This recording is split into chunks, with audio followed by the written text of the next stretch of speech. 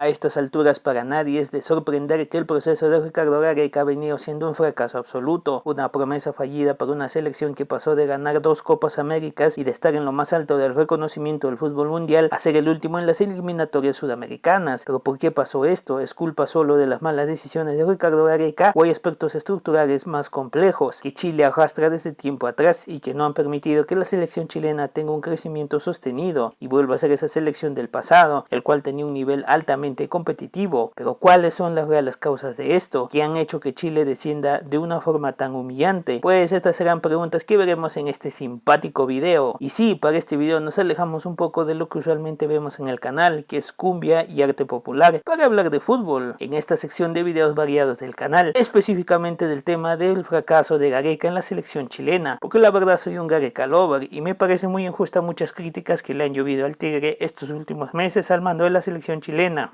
Y si bien siento que hay parte de responsabilidad suya en esto, porque es el entrenador, hay cosas que no se dicen sobre el trasfondo de esta situación, que la verdad me parece muy interesante de analizar, porque lejos de verlo solo como algo deportivo, hay muchos aspectos organizacionales y tácticos que han venido saliendo mal en la selección chilena. Por eso creo vale la pena analizar y profundizar en este tema, para entender cómo un equipo que ganó 2 Copas Américas seguidas, con una generación dorada y que le hacía competencia a cualquier equipo importante del mundo, cayó tan bajo y de una forma que no puede reponerse hasta la fecha. Pero antes de comenzar con el video, te doy la bienvenida al canal. Hola, ¿cómo están? Yo soy Valeria Flores. Yo soy Andrea Arana. Y queremos mandar un gran saludo al canal Antropometidos, donde vas a encontrar de todo, muchísima cultura y muchísima música. Así es, que tengan muchísimos éxitos y muchas vistas. Y si quieres ver nuestro otro contenido, análisis variado o las historias que yo mismo hago, visita nuestro canal o encuéntrame en TikTok e Instagram como Shuma Perú. Sin nada más que decir, comencemos con el video.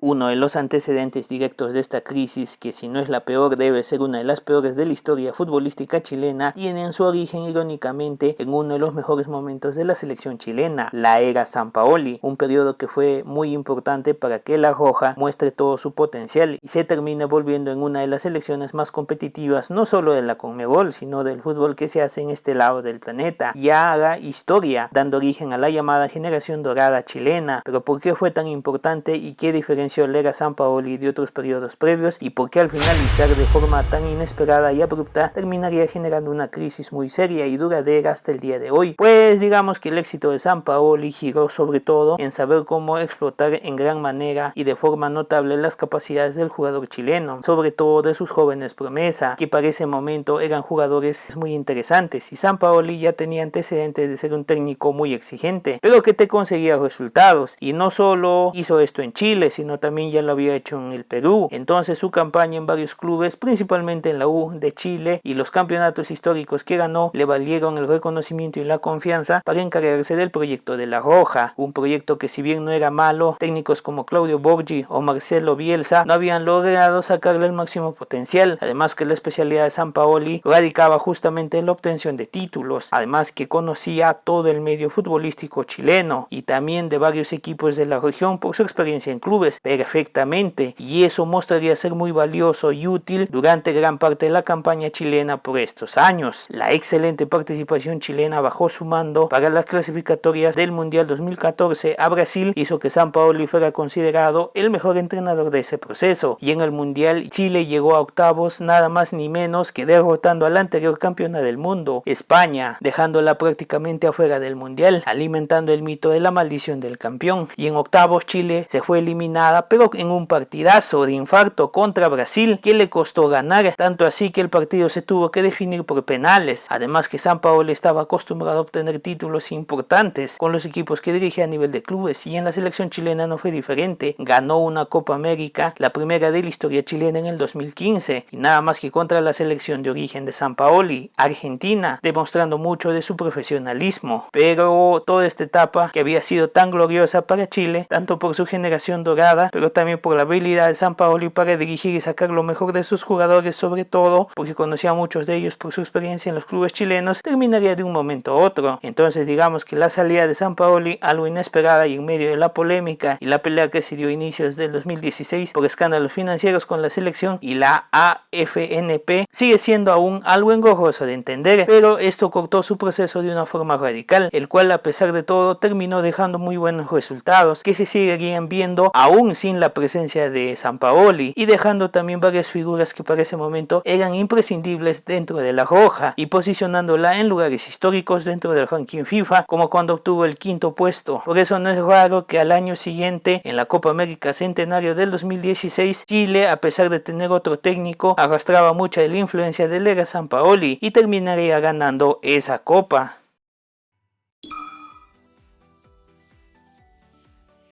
Esta selección chilena, a pesar de tener muy buena defensa encabezada en el arco por Claudio Bravo y Gary Medel en el juego, se caracterizaba sobre todo por atacar, y su ataque en gran medida era dirigida por la garra de jugadores como Alexis Sánchez, Mauricio Isla, Jan Bosellur, Eduardo Vargas como suplente, entre los más conocidos de la generación dorada. Pero había un jugador que destacaba mucho, no solo por su forma como jugaba, sino también por su look, digámoslo llamativo, pero sobre todo por su actitud. Ese jugador era Arturo Vidal, que si bien era un centrocampista, la capacidad que tenía para contagiar su juego decidido y agresivo se volvió en la marca indiscutible de la garra chilena. Por ejemplo, Brasil tenía el yogo bonito o Perú el chocolate de cuando en cuando. Chile tenía ese juego decidido y aventado y belicoso que no le temblaba a ningún equipo, y Vidal era un jugador clave y muy importante para este tipo de juego, pero esas capacidades también lo volvieron en alguien muy polémico. Entonces Vidal le daba otra aura a la selección chilena, una muy competitiva y hasta agresiva, y esa influencia se sentía en el estilo de juego chileno, pero esto quizás de forma negativa también alimentaron muchísimo el ego de Vidal dentro de la selección chilena, hasta dando la impresión que él creía que él era la selección, y esto de alguna forma u otra se volvería en uno de los puntos de inflexión que en algún momento desestabilizaría al equipo, y esto terminó pasando con el accidente que tuvo en medio de la Copa América de Chile 2015, un accidente producido por él en estado de ebriedad, del que fue perdonado sin ningún tipo de sanción aparente, el cual terminó por cargar su ego totalmente dentro de la selección, sobre todo porque ese año ganarían su primera Copa América y contra Argentina. Pero de forma negativa esto también terminó resquebrajando la relación entre el grupo y el técnico, que a pesar de todo lo había perdonado, llegando a crear el mito de Vidal, el imprescindible y el único. Pero eso también dañó en gran medida la relación entre el mismo plantel, haciendo que hubiera jugadores descontentos entre sí, que pensaban que había unos que estaban por encima de otros, cosa que quedaría de manifiesto en la pelea que tuvieron Vidal y Claudio Bravo después de no clasificar al Mundial de Rusia 2018, y que algunos medios consideraron que terminó dividiendo al equipo y al fútbol chileno en general.